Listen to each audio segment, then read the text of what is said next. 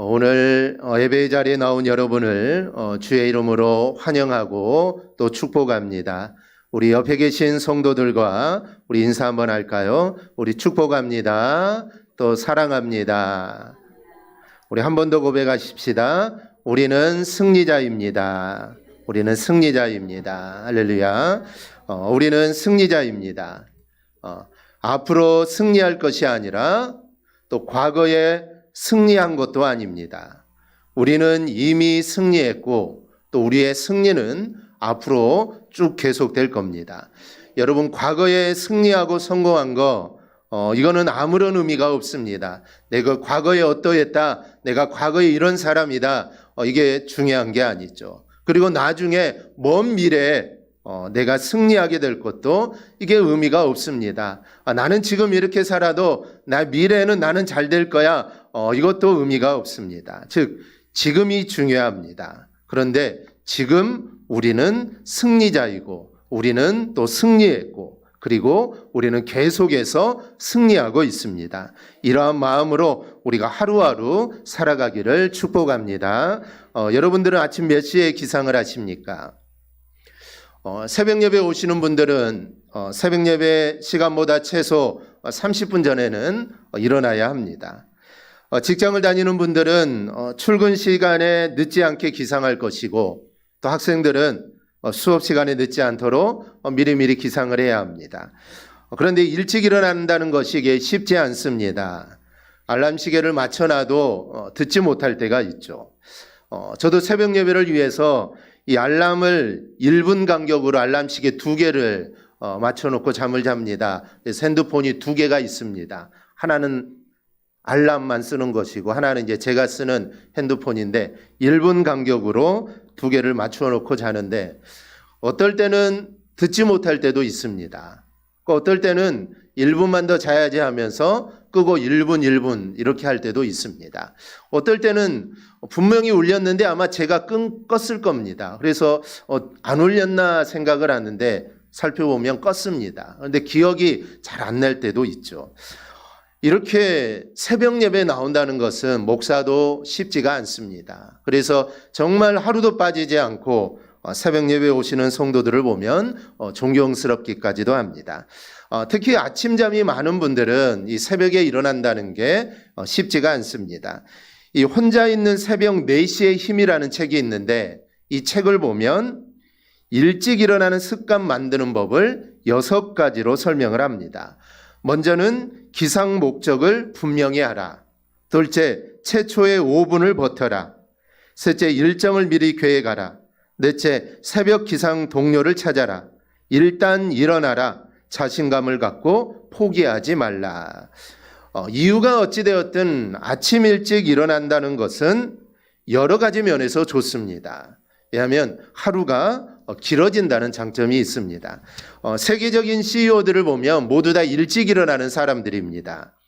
이 김승호라는 사람이 쓴 생각의 비밀, 김밥 파는 CEO, 부자의 탄생을 말한다라는 책을 보면 이런 글귀가 있습니다. 이 제너럴 모터스 CEO 데니얼 에커스는 4시 30분에 일어난다. 로버트 아이거 월트 디즈니 회장도 4시 30분에 일어난다. 하워드 슐츠 스타벅스 회장도 4시 30분에 기상한다. 티모시 팀쿡 애플 CEO 역시 새벽 4시 30분에 일어난다. 트위터 공동 창업자 잭 도시는 5시 30분에 일어난다. 세상은 6시를 2번 만나는 사람이 지배한다. 하루에는 2번의 6시가 있다. 아침 6시와 저녁 6시다. 해가 오를 때 일어나지 않는 사람들은 하루가 해 아래 집에 들어갈 때 장엄한 기운을 결코 배울 수 없다. 우리는 매일 6시를 2번 맞이합니다. 그런데 모두가 6시를 2번 맞이하는 것은 아니죠. 어떤 사람은 1번, 어떤 사람은 2번의 6시를 맞이합니다. 그런데 그 2번의 6시에 만약에 깨어 있다면 우리는 많은 것을 이룰 수 있습니다. 즉 성공자, 즉 승리자의 삶을 우리가 살 수 있게 되는 것이죠. 그러므로 우리 모두 새벽을 깨우는 우리 성도들이 되기를 바랍니다. 새벽이 힘들다면 아침을 깨우는 우리 성도들이 되기를 바랍니다. 그래, 그 아침 시간에 오늘 하루 나를 인도하실 하나님을 기대하며 또 기도함으로 하루를 시작하기를 바랍니다. 그리하여 승리자 그리고 성공자가 되기를 주님의 이름으로 축원합니다. 제2차 세계대전에서 이 노르망디 상륙작전을 비롯한 전면전에서 큰 활약을 했던 조지 패튼 주니어 장군이 있습니다. 그런데 이 장군은 불같은 성격으로 유명합니다. 전투에서 피해를 입고 정신적 후유증을 앓는 병사를 몸이 멀쩡하다는 이유로 군법 재판에 회부하기도 한 사람입니다. 그래서 이 패튼 장군을 싫어하는 병사도 많은데 또 한편으로는 존경하고 따르는 병사들도 많습니다. 병사들은 패튼을 두고 이렇게 말합니다. 인간적으로는 정말 꼴도 보긴 싫은 사람인데 그를 따라 전장에 나가면 반드시 승리한다. 이런 말을 합니다. 이 패튼은 승리에서 가장 중요한 것은 정신이 육체를 지배하는 거라고 말을 합니다. 그래서 육체는 본능적으로 포기하고 하기 싫어하지만 정신이 육체를 지배하는 사람만이 승리할 수 있다라는 것입니다. 이게 바로 그의 지론입니다. 우리가 아는 이순신 장군은 23번의 전투에서 모두 승리한 사람입니다. 기록을 보면 이순신 장군은 부하들을 정말 끔찍히 아꼈다는 것을 알 수가 있습니다. 그래서 불멸의 이순신이라는 이 드라마를 보더라도 병사 하나하나의 이름을 다 기억하고 그 병사들의 가정 사정까지도 다 기억을 합니다. 즉 그만큼 병사들을 끔찍히 아낀다는 것이죠. 그런데 군법을 어겼을 때는 가차없이 이 벌을 내렸다고 합니다. 특히 전투에서 도망가는 병사들은 모두 목을 베었는데 어떤 기록에 의하면 전투 중에 죽은 병사보다는 도망가다 죽은 병사의 숫자가 더 많았다라는 그런 기록이 있을 정도입니다. 여러분, 사람들은 모두 다 쾌락과 본능을 따라서 살려고 합니다. 그러나 여러분, 이렇게 살면 세상에서 승리할 수 없습니다. 여러분, 믿음 생활도 마찬가지입니다. 이 패튼 장군은 정신력이 중요하다는 강조했고 이순신 장군은 뒤로 물러나는 것을 싫어했는데 그렇다면 우리 그리스도인들에게는 여러분 무엇이 중요할까요? 그것은 바로 이 믿음이 중요합니다. 이 믿음이 죄와 마귀와 세상으로부터 우리를 승리하게 합니다. 믿음을 가진 사람에게는 패배라는 게 없습니다. 그런데 본문은 여기서 한 걸음 더 나아가 우리는 승리할 수 있다라고 말하지 않고 아예 우리는 승리자다라고 이야기를 합니다. 어떻게 해서 우리는 승리자일까요? 첫째는 우리는 성령의 기름 부음을 받았기에 우리는 승리자입니다. 이 본문 6절은 여호와께서 자기에게 기름 부음 받은 자를 구원하시는 줄 이제 내가 아노니라고 말씀합니다. 여기에서 기름 부음 받은 자라는 말이 중요합니다. 일반적으로 구약에서는 임직을 할 때, 즉 직분을 임명할 때 기름을 붓습니다. 그리고 제사장을 세울 때, 또 선자를 세울 때, 그리고 왕을 세울 때 이 기름을 붓습니다. 그래서 이 새 직분을 세울 때는 그 직분을 감당하기 전에 기름을 머리에 붓습니다. 그러기에 기름을 붓는다는 것은 이제 이 사람이 이 직임을 맡았다는 것이고 모두에게 이 사실을 알리는 예식입니다. 그런데 이게 전부가 아닙니다. 이렇게 기름 부음 받은 사람에게 하나님이 함께해 주십니다. 하나님의 임재가 나타나고 하나님의 역사가 나타나기 시작한다는 것이죠. 그래서 기름 부음을 받았다는 것은 이제 하나님이 나와 함께 하신다는 이 표식이 되기도 합니다. 그런데 구약에서는 이 새 직분에게만 특별하게 기름을 부었지만 신약에서는 모든 사람에게 하나님이 성령을 부어주십니다. 이 사도행전 10장 38절을 보면 성령을 주시는 것을 기름 부음을 받은 것으로 이렇게 표현을 합니다.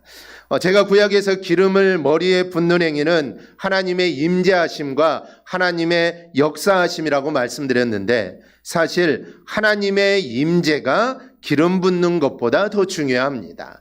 여러분, 기름을 붓는다는 게 특별한 예식이긴 하지만 그것보다는 기름 부음을 통해 하나님의 임재하심, 즉 하나님이 함께 하신다는 게 이게 더 중요한 사실입니다. 마찬가지로 성령의 기름 부음을 받았다는 것은 우리가 하나님의 자녀가 되었다라는 의미입니다. 주님께서 부활하시고 승천하시기 전에 사도들과 함께 있을 때 그들에게 이렇게 분부합니다. 사도행전 1장 4절을 보면 예루살렘을 떠나지 말고 내게서 들은 바 아버지께서 약속하신 것을 기다리라. 주님께서 아버지께서 약속하신 것을 기다리라는 겁니다. 그렇다면 주님이 약속하신 것이 무엇일까요? 바로 그것은 성령입니다. 제자들은 주님이 약속하신 것을 붙잡고 그들은 모여서 기도했고 그 약속대로 예루살렘에 모여서 기도했던 그들에게 하나님의 성령이 충만하게 임하게 됩니다. 그리고 그 이후에 예수를 구주로 믿고 영접하는 모든 자에게 그 똑같은 역사들이 일어나기 시작합니다. 이것은 지금도 마찬가지입니다. 예수님을 구주 그리스도로, 예수님을 구원자로 믿는 우리는 구원받은 사람입니다. 즉 우리는 하나님의 백성이고 하나님의 자녀가 되었습니다. 그런데 이렇게 된 이유가 무엇입니까? 왜 우리가 하나님의 자녀가 되고 왜 우리가 하나님의 백성이 되었습니까? 그 이유는 성령이 내 안에 오셔서 내 안에서 역사하시기 때문입니다. 내가 예수를 구주로 믿었어도 성령이 내 안에 오셔서 역사하지 않는다면 나는 하나님의 자녀가 될 수가 없습니다. 그런데 예수를 구주로 믿고 영접하는 그 순간 성령 하나님께서 내 안에 오셔서 내 안에서 역사하기 시작합니다. 그래서 내가 하나님의 백성이 된 것이죠. 이 고린도전서 12장 3절은 성령으로 아니하고는 누구든지 예수를 주라고 할 수 없다라고 말을 합니다. 우리가 예수님을 나의 구주, 나의 구원자라고 부를 수 있는 것은 성령 때문이라는 사실입니다. 성령께서 내 안에 들어오셔서 역사하셨기 때문에 내가 예수님을 믿을 수 있었다는 사실입니다. 그러니 예수 믿는 모든 사람은 이미 성령의 기름 부음을 받은 사람입니다. 하지만 이것으로 다 된 것이 아닙니다. 내 안에 들어오신 성령이 나를 예수 믿게 역사했지만 그럼에도 나는 여전히 육신이 앞서고 욕심이 앞서는 사람입니다. 그러기에 성령이 내 안에 온전히 역사할 수 있도록 우리는 성령의 지배를 받아야 합니다. 성령을 따라 살아야 합니다. 그러기 위해서는 우리가 성령의 충만함을 받아야 합니다. 예수님은 우리에게 성령을 구하라고 합니다. 그리고 너희가 구하면 내가 성령을 주신다라고 이야기하죠. 누가복음 11장 13절입니다. 우리 한음성으로 함께 보겠습니다. 너희가 약할지라도 좋은 것을 자식에게 줄 줄 알거든 하물며 너희 하늘 아버지께서 구하는 자에게 성령을 주시지 않겠느냐 하시니라. 아멘. 이 부모는 자녀에게 가장 좋은 것을 주고 싶어 합니다.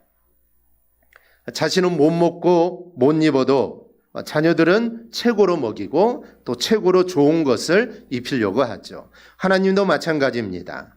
하나님은 우리에게 최고의 것을 주기를 원하십니다. 그래서 우리가 하나님께 무언가를 강구하지만 그 강구대로 이루어지지 않는 것은 하나님은 우리에게 최고의 것을 주시기 때문입니다. 즉 내가 강구하는 것이 내 입장에는 최고이지만 하나님의 입장에서는 최고가 아닐 수가 있습니다. 내가 하나님께 이것을 구하고 나는 꼭 이게 있어야 하지만 하나님이 응답하시지 않는 것은 그것은 나에게 필요가 없기 때문입니다.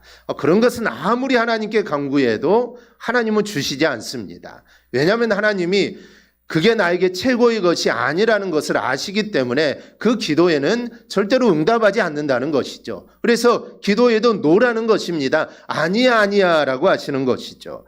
그리고 그 하나님은 최고의 것을 가지고 계시는 분입니다. 그래서 하나님은 구하는 것에 자에게 모든 것을 주시고 가장 좋은 것을 주십니다. 그렇다면 하나님이 나에게 주시고자 하는 최고의 것이 무엇일까요? 우리는 물질을 생각하고 건강을 생각할 수도 있습니다. 그래서 이것을 위해 기도하지만 하나님은 다릅니다. 하나님이 우리에게 주시고자 하는 최고의 것은 오직 성령밖에 없습니다. 성령이 우리 안에 오면은 다른 것은 다 해결이 되기 때문입니다. 그래서 하나님이 우리에게 주고 싶어하는 가장 좋은 것은 바로 이 성령입니다. 성령은 우리를 바로 살게 하는 하나님이시고 말씀대로 살게 인도하는 분이시고 주의 뜻에 순종하게 하는 분입니다. 그리고 우리를 지키시고 보호하시는 분입니다. 그래서 우리는 성령의 충만함을 받아야 합니다. 우리가 예수를 믿을 때 내 안에 성령이 들어오셔서 우리 안에 역사하시지만 살면서 내 이기심이 앞서고 내 욕심이 앞서기 때문에 우리는 내 안에 계신 성령의 인도하심을 받지 못합니다. 그래서 늘 육신의 영향을 받으며 우리는 살아가죠. 그래서 내 안에서 성령이 역사하도록 우리는 성령의 충만함을 받아야 합니다. 이렇게 성령의 기름 부음을 받으면 우리는 말씀대로 살게 되고 하나님에게서 떨어지지 않기 때문에 우리는 어떤 일에도 승리할 수 있고 그래서 우리는 승리자다라는 것입니다.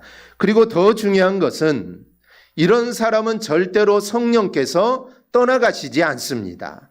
구원이 취소되지 않기에 승리자라는 것이죠. 그런데 중요한 것은 우리 모두 다 이러한 사람들입니다. 우리 모두 이 사실을 믿으시기를 바랍니다. 성령이 우리와 늘 항상 함께 하십니다. 승리자이신 성령이 우리와 함께 하십니다. 그러기에 우리는 승리자다라는 이 사실을 잊지 않고 우리가 살아가기를 축원합니다. 둘째로 하나님은 구원하는 오른손으로 우리를 붙잡으시기에 우리는 승리자입니다.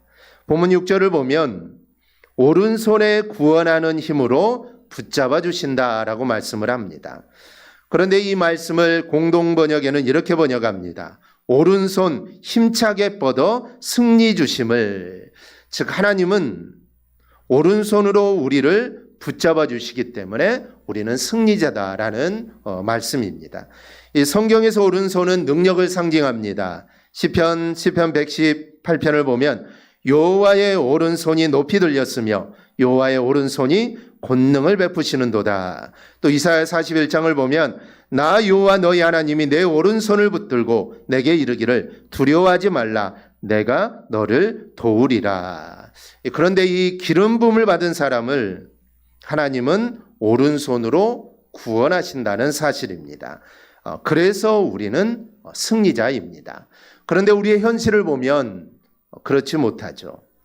승리자라고 하는데 자꾸 죄에 지고 마귀의 유혹에 넘어집니다. 그래서 패배자 같습니다. 심지어 어떨 때는 내가 구원받았을까라는 의심을 하기도 하죠. 그리고 더 나아가 하나님이 계시는가 의심을 하기도 합니다. 그래서 넘어지고 쓰러지고 하나님을 떠나게 되죠. 이게 왜 이럴까요? 내가 성령을 따라 살지 않고 육신의 소욕을 따라 내가 살기 때문입니다. 육신의 소욕을 따라서 살다 보면 욕심이 생깁니다.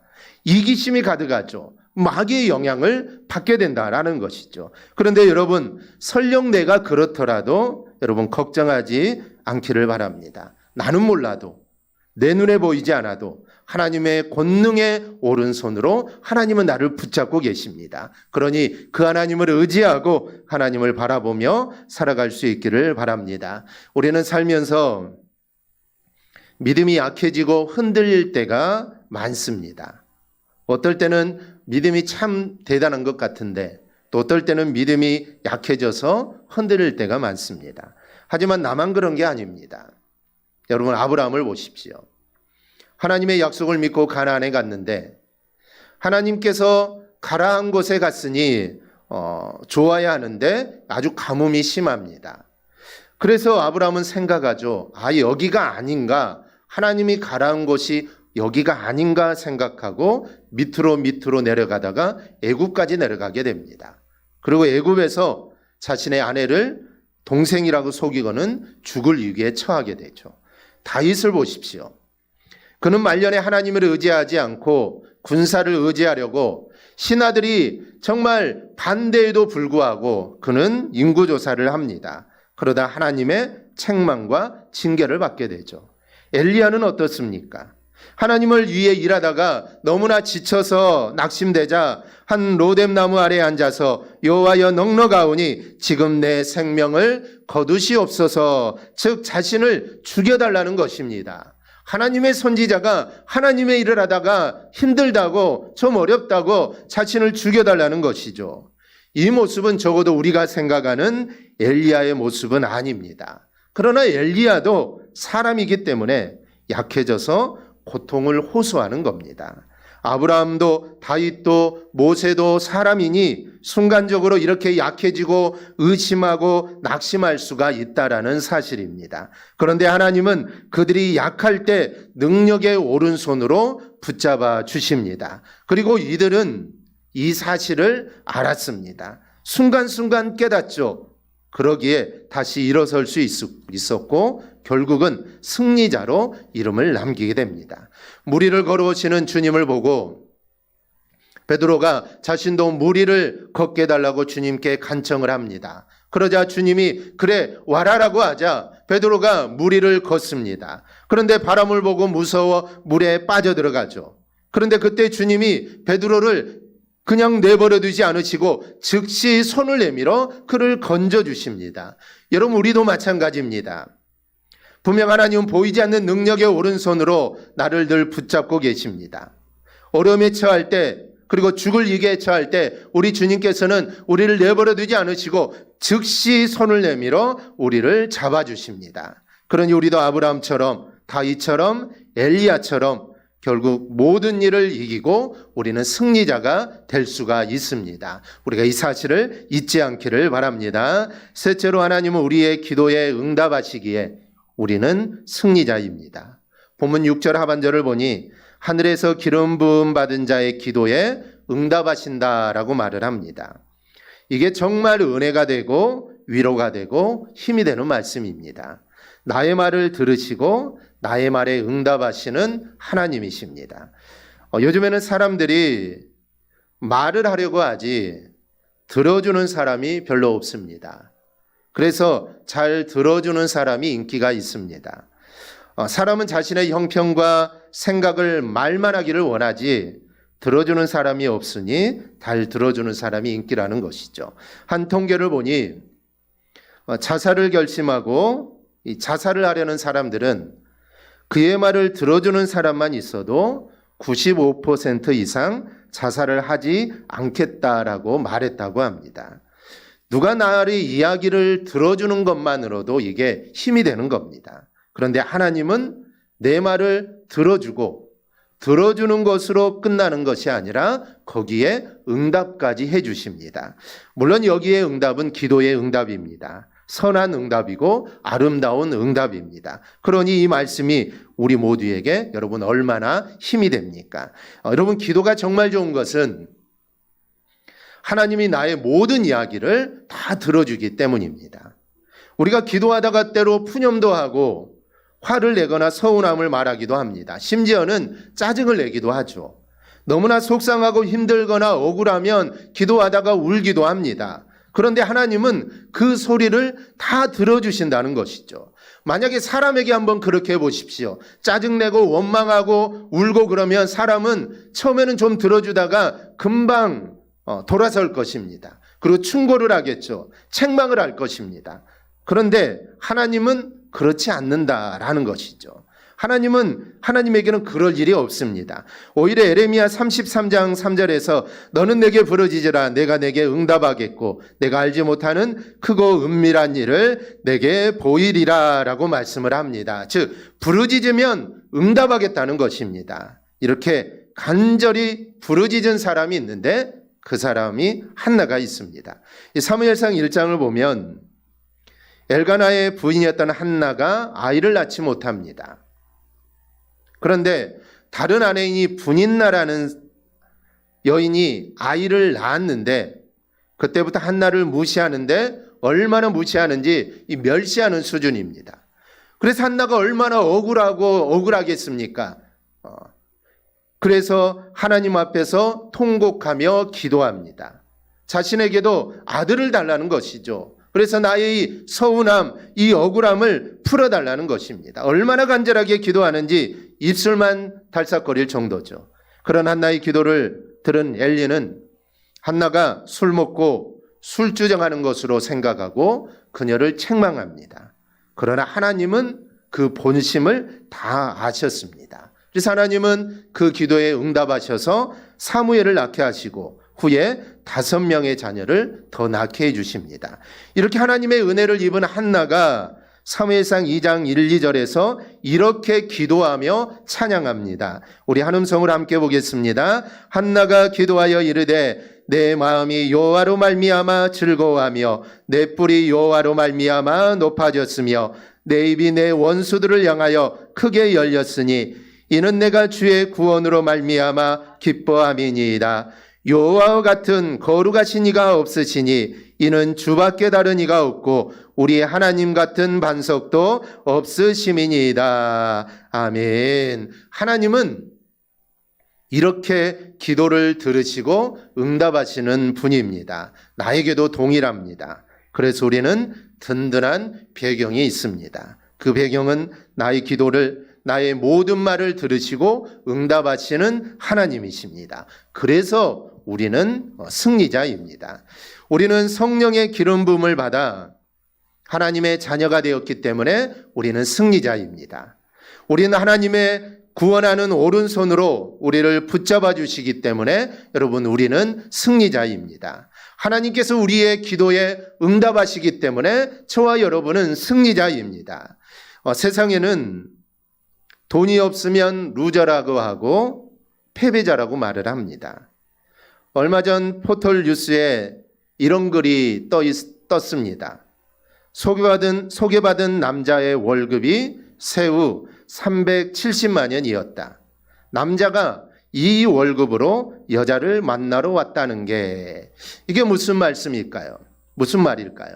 이 말은 이 정도 월급이면 여자를 만나러 나올 생각도 하지 말라는 겁니다. 세상은 월급으로 인생을 평가하고 승리자와 패배자를 결정합니다. 세상은 돈으로 사람을 평가하지만 하나님은 나를 세상 천하보다 더 귀하게 보십니다. 그래서 당신의 독생자 예수 그리스도를 이 땅에 보내주신 것이죠. 하나님께서 나를 이렇게 귀하게 보시기에 우리는 절대로 패배자가 아니라 바로 우리는 승리자입니다. 그러니 여러분, 우리가 주님만 붙잡고 살면 우리는 모든 일에 우리는 승리합니다.